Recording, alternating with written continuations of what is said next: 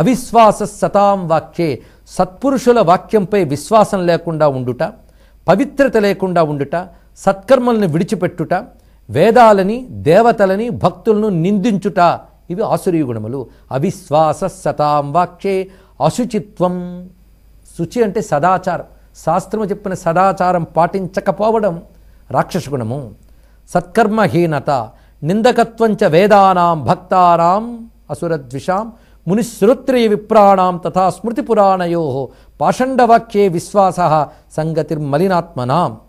మునులు, ఆచార సంపన్నులు, వేదవేత్తలు వాళ్ళని నిందించడము, అలాగే ధర్మశాస్త్రాలను పురాణాలను నిందించడము, వేద నిందకులైన వారి వాక్యాల్ని నమ్మడము, అంటే నాస్తికత్వ వాక్యాల్ని విశ్వసించడము, పాపాత్ములతో సాంగత్యము, ఇవి ఆసురీ గుణములు. అదేవిధంగా ఆడంబరమైన పనులు చేయుట, ఏ పని చేసినా ఆడంబరంగా 10 మంది గుర్తించాలనే తాపత్రయంతో చేయడం ఒకటి. అదేవిధంగా పరవస్తుషు స్పృహ, పరద్రవ్యముల యందు కోరిక, అనేక కామనావత్వం, వివిధములైన కోరికలుంట. కొందరికి ఏదో ధార్మికంగా కొద్ది కోరికలు ఉంటే అది వేరే విషయం, లెక్కలేని కోరికలతో మనస్సు గోలగోలగా ఉంటే అది కూడా ఆసురీ గుణము. పైగా అసత్య భాషణము ఆసురీ గుణము. ఇతరుల గొప్పతనాన్ని సహించలేకపోవడము, ఇతరుల పనుల్ని చెడగొట్టడము, ఇవి రాక్షస ప్రవృత్తులు సుమ. ఈ రాక్షస ప్రవృత్తులు కలిగిన వారు ఎక్కడున్నప్పటికీ కూడా తరించలేరు. అంటే ఉత్తమ లోకాలకు వెళ్ళిన వాళ్ళకు కూడా ప్రవృత్తులు ఉంటాయి. అందుకు పుణ్యలోకాలకు వెళ్ళినంత మాత్రాన వాళ్ళు గొప్పవారని చెప్పడానికి లేదు, వారికి కూడా ఈ ప్రవృత్తులు ఉండవచ్చు. కనుకనే అవి ఉన్నవారు పతనమైపోతారు. ఉత్తమ లోకాల్లో ఉన్న వాళ్ళకి కానీ ఈ దుర్గుణాలు ఉంటే వాళ్ళు మళ్ళీ నరకాదులకు చేరి దాని తర్వాత నీచ జన్మలు పొందుతారు సుమ. నీచ జన్మలు పొందారని బాధపడక్కర్లేకుండా ఆ నీచ జన్మల్లో గురువాక్యముల ద్వారా తెలుసుకుని తిరిగి తమని తాము సంస్కరించుకుంటూ నాయందు భక్తి కలిగితే వాళ్ళు తరించుతారు. అందుకు భ్రష్టుడైనా భక్తి కలిగితే తరించే అవకాశం ఉన్నది, భక్తి లేనప్పుడు తరించలేరు సుమ. అందుకు భగవంతుని పట్టుకోవడం అనేది చాలా విశేషం. ఎన్నేళ్ళు చీకట్లో ఉన్నా ఒక్కసారి సూర్యుడి వైపు నడవడం ప్రారంభిస్తే వెలుగే వెలుగు. అది ఎన్ని జన్మలు పాపజీవులమైన ఒక్కసారి భగవంతుని వైపు ప్రయాణం ప్రారంభిస్తే ఆయన అనుగ్రహం అనే కాంతిలో మనం తరించిపోతాం. ఇంత చెప్పి స్వామి ఇచ్చినటువంటి అభయవాక్యం ఎంత గొప్పగా ఉన్నది. ఇది వివరించి తస్మాదేతత్ సముసృజ్య దైవీం ప్రకృతిమాశ్రయ భక్తిం కురు మదీయాం త్వం అనిశం దృఢచేతస. సారాంశంగా చెప్తున్నాడు, ఓ రాజా, నువ్వు దైవీ ప్రకృతిని ఆశ్రయించు, నేను ముందు చెప్పిన దైవీ గుణాలని ఆశ్రయించు. రాజస్తామస గుణాలు సహజంగా ఉండవచ్చు, వాటిని జయించాలి. అంతేగాని కొంతమందికి దుర్గుణాలు ఉన్నాయని చెప్తే మహాకోపం వస్తుంది. ఉంటే ఉన్నాయి, జయించే ప్రయత్నం చేద్దాం. సులభంగా భగవంతుడి యొక్క శరణాగతితో ప్రయత్నం చేయాలి. అలా ప్రయత్నించడానికి మరొక సాధన దైవీ గుణాలను ఆశ్రయించాలి.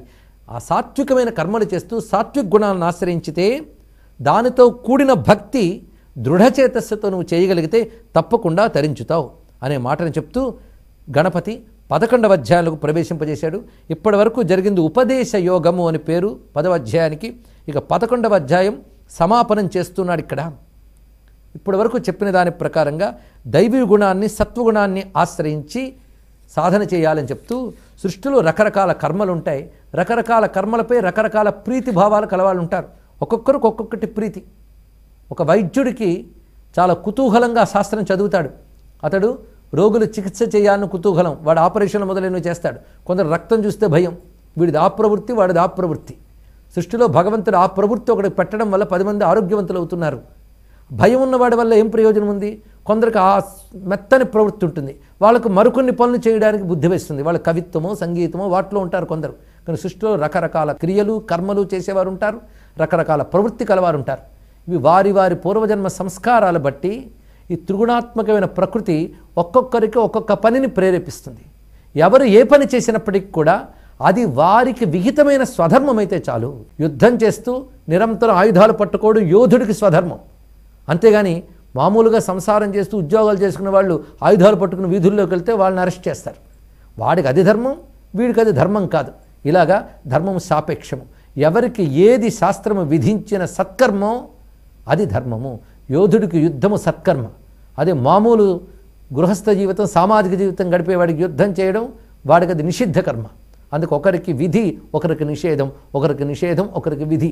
కనుక తమ స్వధర్మం ఏంటో తాము తెలుసుకుని ఆ స్వధర్మము శాస్త్రచోదితమై భగవదాజ్ఞ అని భావించి అది చేయగలిగే శక్తి కూడా భగవంతుడిని గ్రహించి అది భగవదర్పణ బుద్ధితో చేస్తే చాలయ్యా తరించిపోతావు. ఇది మొత్తం నేను చెప్పిన అన్ని అధ్యాయాలకి సారాంశముగా వివరిస్తున్నానంటున్నాడు. ఈ ఒక్క శ్లోకం మొత్తం గణేశ గీత సారమని చెప్పవచ్చు.